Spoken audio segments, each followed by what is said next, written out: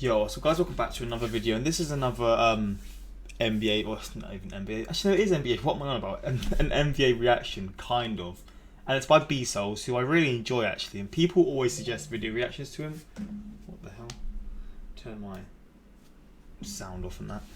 But yeah, like I do really enjoy his videos, and the video he's got, the video that we're reacting to today, is one harsh truth for every NBA team. And I don't know how in depth he's going to go. It's a pretty long video.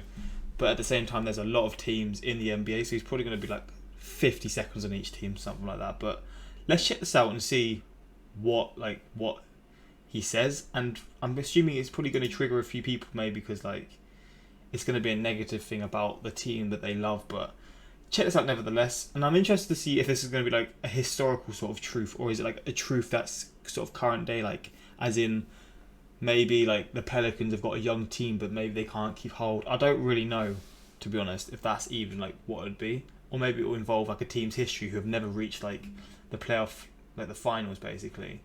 But let's check this out, like the Clippers for example. But let's check this out and see what he has for us today. Yeah, I'm interested to see because I do really enjoy his videos. It's honestly a meme at this point in the NBA community with YouTubers making truth videos. But y'all know it's a banger if I put in that harsh truth title, because I only do that for special videos now. Okay, but today, this is like sort of thing. I want to do a harsh truth of harsh truths. I want to go over every single team in the NBA and just give one harsh truth statement, one harsh truth take that I feel like their fan base really needs to hear. But before we get into the rest of the video, what's up everybody? Welcome back to another video on the channel hosted by your boy B Souls, you know what I'm saying? This week's windscreen, or this video's windscreen, is the default black. You know, let's bring it back to the OG. This video is also sponsored by the Let's Keep It a Buck podcast. Links will be in the description. Last week we had Sporting Logically. The week before that we had Dom 2K. And we got a whole line of guests lined up, so make sure to go ahead and check out the podcast. We're building a little, family, little community on that side of things. So once again, go ahead and check it out to be part of that family. Like the video for more videos like this. Subscribe to the channel to keep up to date with all my videos that I upload. I upload like twice a week. Come on now. Join the fam. It's fun out here. But let's go ahead and start this video off with the first team, the Atlanta Hawks. Now, the Atlanta Hawks last draft, a lot of people thought that they made a splash in the draft when they drafted both Cam Reddish and DeAndre Hunter. Now, you guys are a rebuilding team, so I don't expect you guys to even make the playoffs next year. But I am really questioning that core, especially based on what I saw in DeAndre Hunter and Cam Reddish's rookie year. Because in their rookie year, both of those two averaged around 10 to 12 points a game. And I believe DeAndre Hunter shot 41% from the field and Cam Reddish shot 38%. I understand it is their rookie year and that they do need more time to prove themselves, but that's not really what you want to see from two of the most highly coveted draft picks from that draft. The Dallas Mavs, look, I honestly don't have much to criticize about this franchise. Luka and Porzingis are such a good duo that is given Kristaps is healthy, but specifically Luka, man. Whew. That boy is the future. that boy is the future. I guess if there is one thing, I think y'all just have to realize that you can literally have the best offense of all time, which y'all did statistically. But as long as that defense is sus, y'all ain't gonna go anywhere. People always talk about that defense, man. It seems to be a big issue. The fact that y'all them. had the best offense in history statistically and got bounced out in the first round says a lot about what this team needs to do moving forward. The Boston Celtics, man, my team. My squad, the Boston Celtics. I would like to view myself as one of the most unbiased Celtics fans out there. I criticize this team a lot, and I think the biggest critique I have, or one fact that I think Celtics fans really need to accept, the Gordon Hayward contract, the Gordon Hayward signing, has been a wash. It's been a dud. It's been a waste. Now, bear in mind, I do understand the circumstances, right? Gordon Hayward did not want to be injured. You know what I'm saying? When we signed him, we did not expect him to be injured. But given these circumstances, given what actually happened, Gordon Hayward's tenure for the Boston Celtics has been this. First year, gets injured in the first game of the season, out for the whole season. Second season, comes back but plays trash because he was recovering from that gruesome injury in his first season. Third season, finally plays good.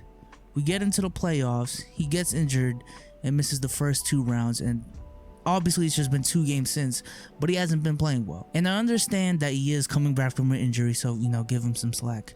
But that's the thing. That's been Gordon Hayward's whole tenure for the Boston Celtics.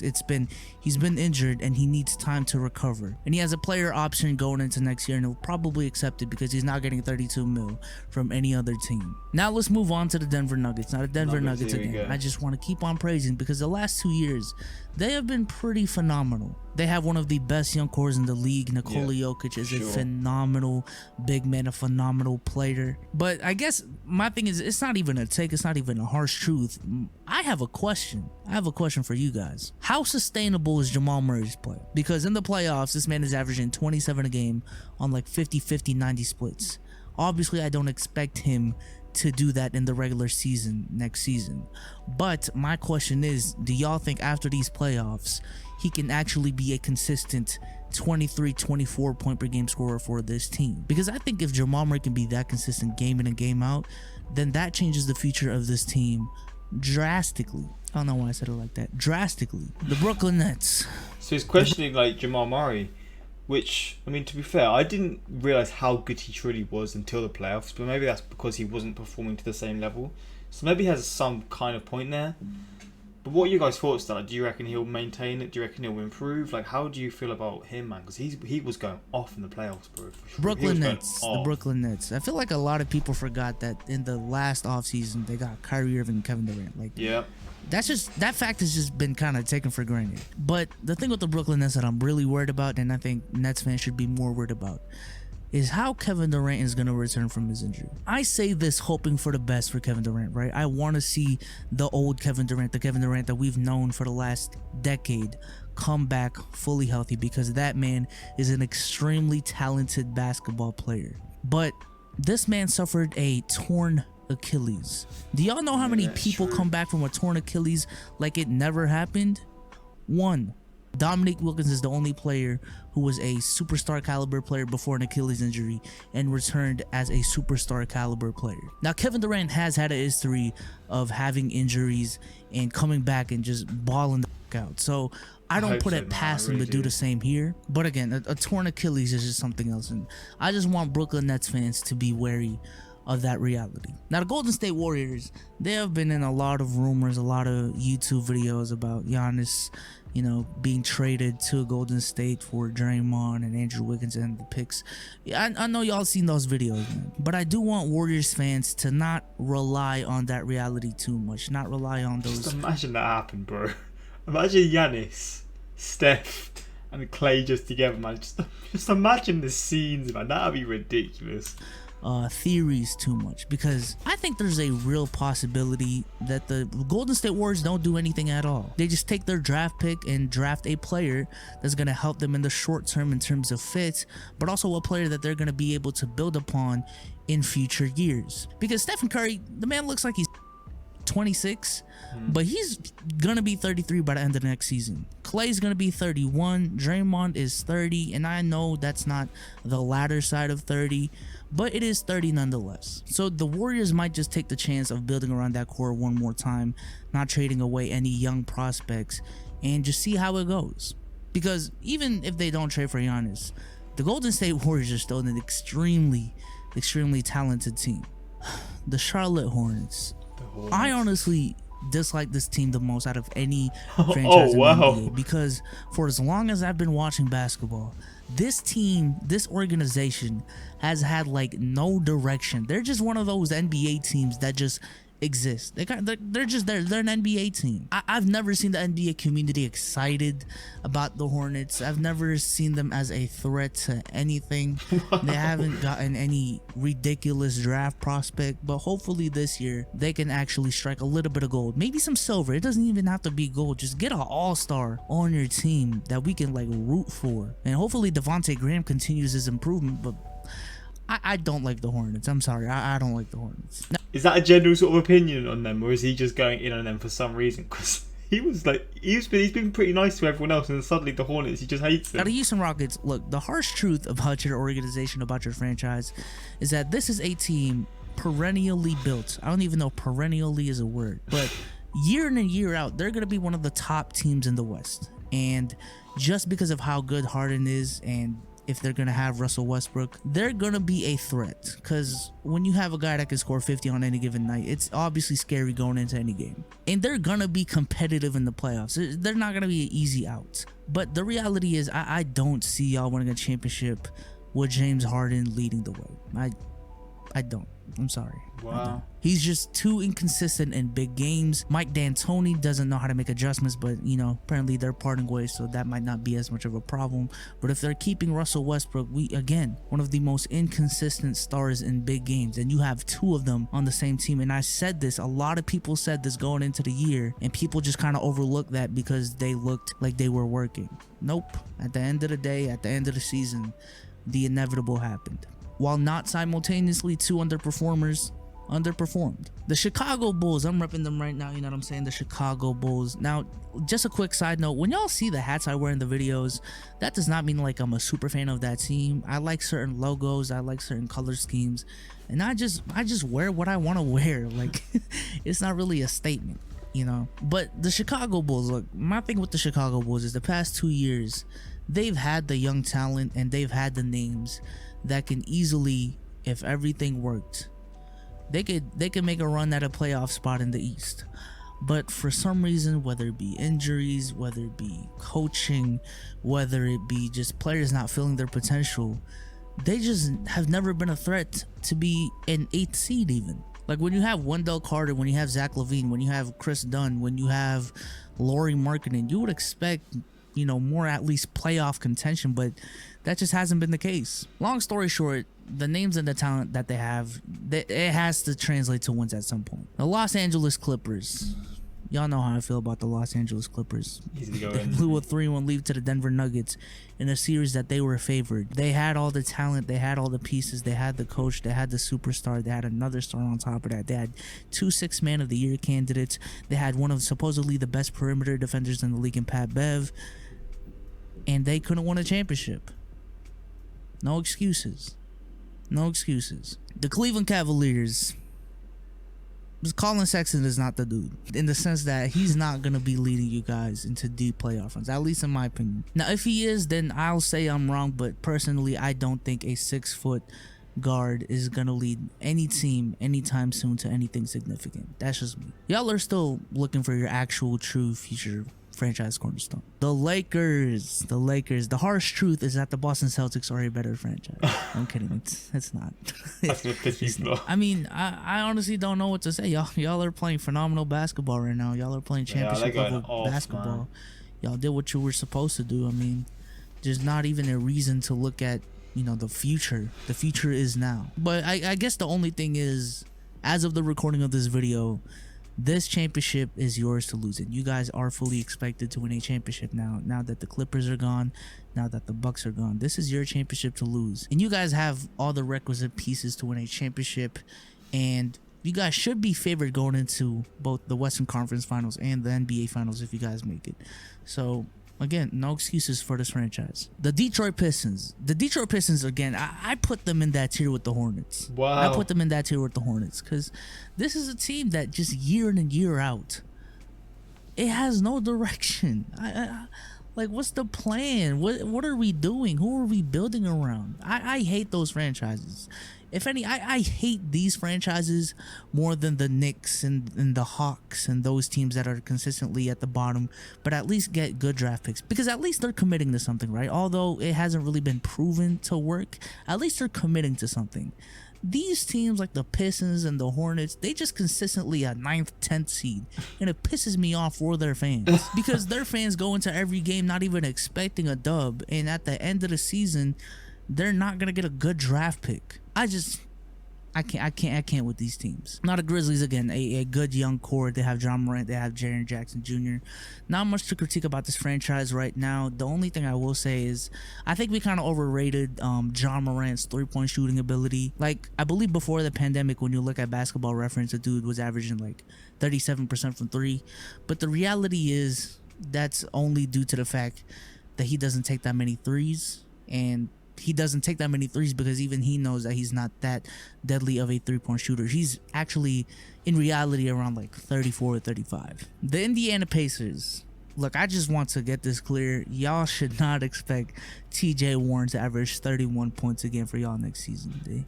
He's not the dude. And also, I just want y'all to actually be open-minded to the Victor Oladipo era being over, unless y'all get a coach like Mike D'Antoni, because Mike D'Antoni and a ball handling guard like Victor Oladipo, y'all saw what he did to Harden, man. Who knows what happens? Just if y'all get Mike D'Antoni, give it a chance. That's all I'm saying. The Minnesota Timberwolves, y'all have no excuses anymore. The excuse before this season was that Cat, he's really good, but he doesn't really have help. So y'all got out and got D'Angelo Russell. So now Cat has D'Lo, and y'all had like what, half a season under your belt now? What's up, y'all? Edit Souls in the building right now. I was completely wrong. D'Lo has only played 12 games, and that's not even close to half of a season. So, I was wrong. Relax. And looking at the teams that are going to be competing in the West next year, I wouldn't be surprised if the Timberwolves didn't make the playoffs at the end of the season, but they should be at least like competing for the them two alone. That's a really good duo. I assume they've got other players around them who are solid players. So looking at it, they should do quite well, shouldn't they? If I see another 14th, 15th place in the West, oh man, a harsh truth video is coming. The Heat, again, this is a franchise that I just want to keep on praising because they have been phenomenal this year. And they've just been doing a lot of right the past year or so. But my question with the Miami Heat and Miami Heat fans is, do y'all think y'all are relying too much on waiting for Joel Embiid or a Giannis Antetokounmpo to be available to take y'all to? When you say relying, they're actually doing bits. I mean, they're in the final now against the Lakers. So I mean, you can say that, but say they did get one of them players. Just imagine how good they would. They would be ridiculous.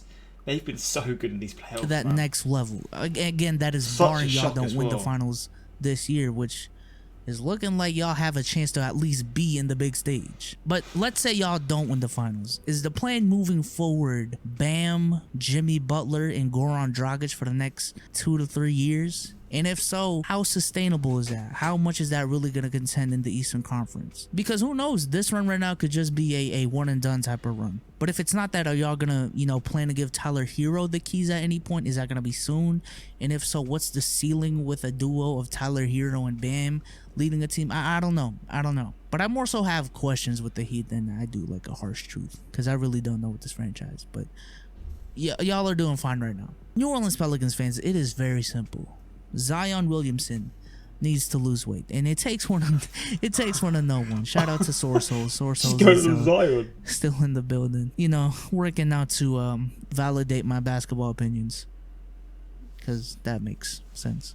But yeah, Zion has to lose weight for this whole operation to work. Zion is the transcendent player, the transcendent superstar that the New Orleans Pelicans want to build around, and for that to happen, he needs to be in shape. He needs to be able to be on the court and not be gassed in like 25 minutes of play. Because what I saw in the bubble, I was genuinely concerned. I was genuinely concerned for Zion.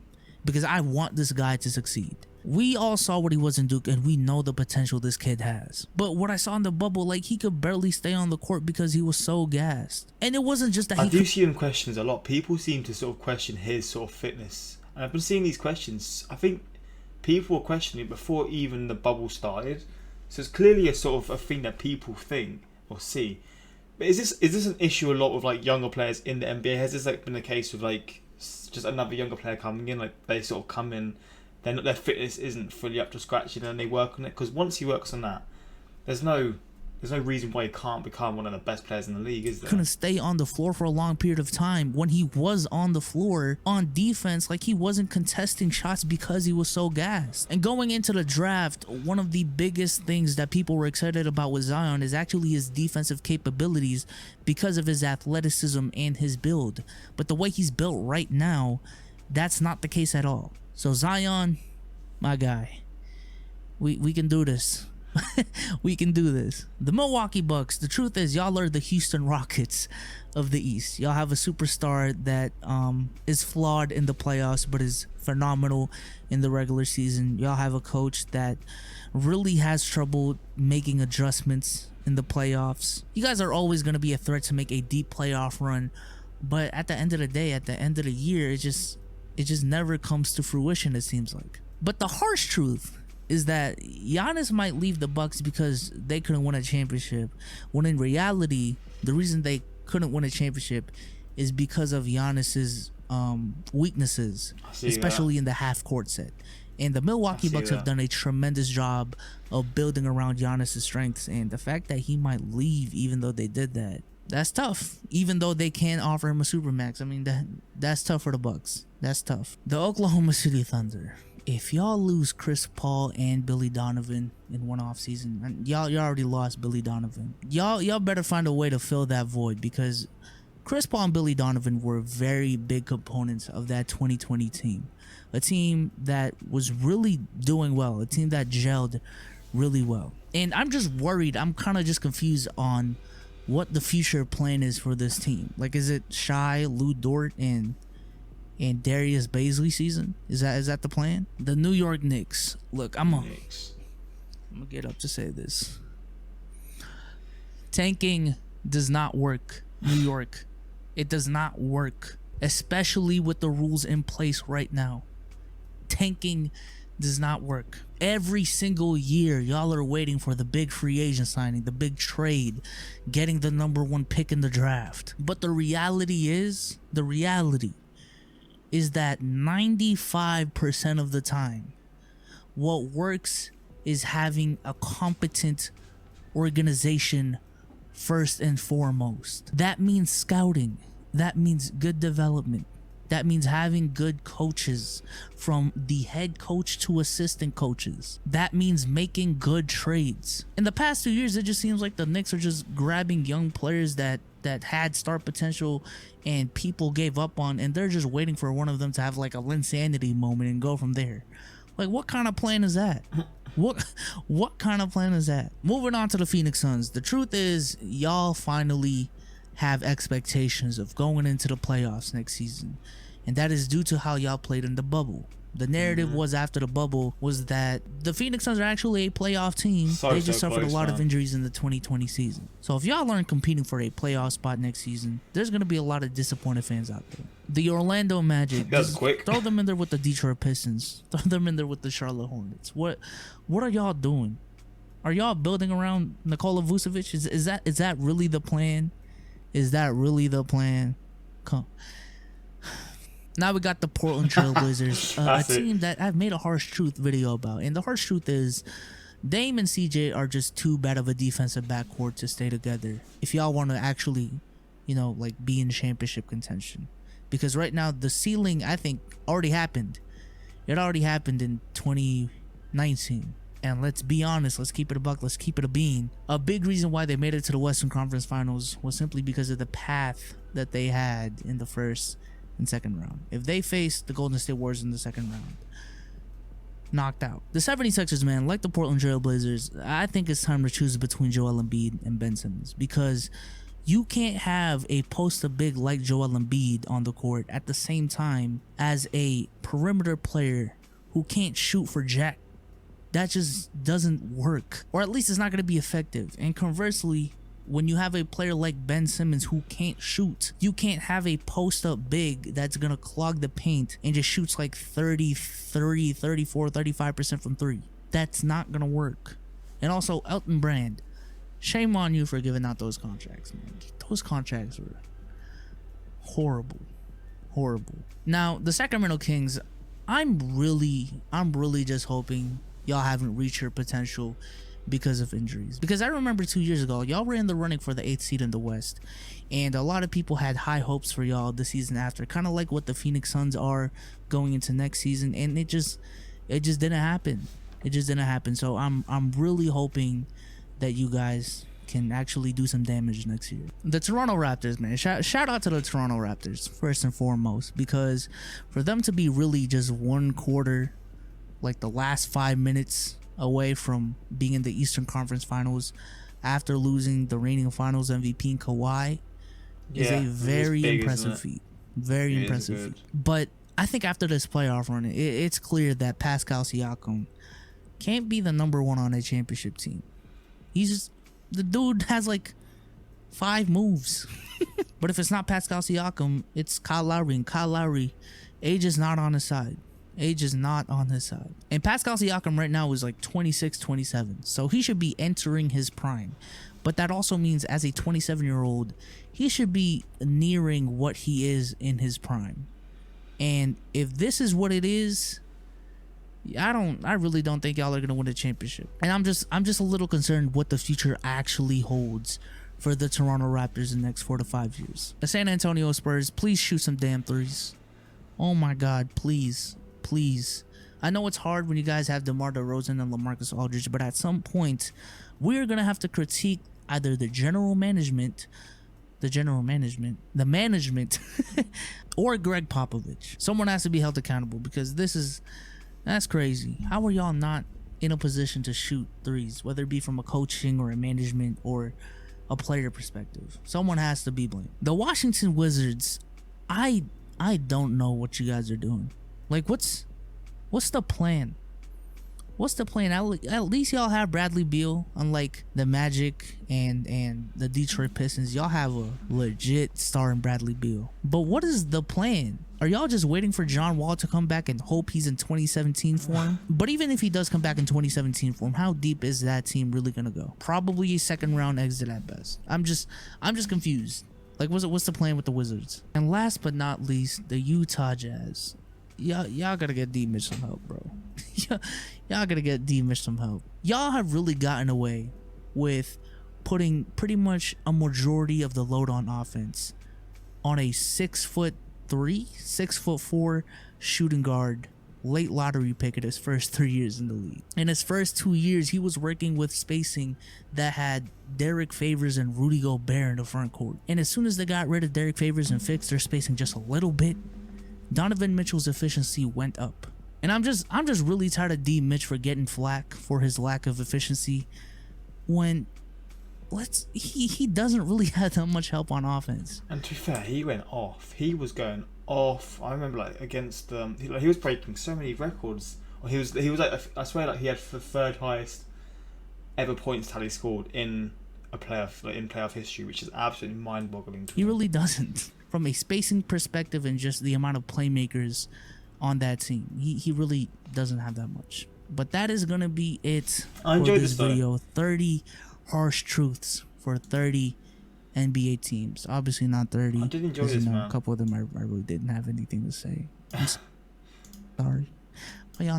I did enjoy this. I like this sort of style of video, and yeah, I mean, I don't know if people are going to enjoy this reaction because it's a bit different because it's not got like the pictures behind in the background and some sort of videos. I know some people will enjoy that more, but I did enjoy this reaction, man. How sustainable is Murray's play? As long as he's with his girl, she's the Nuggets MVP.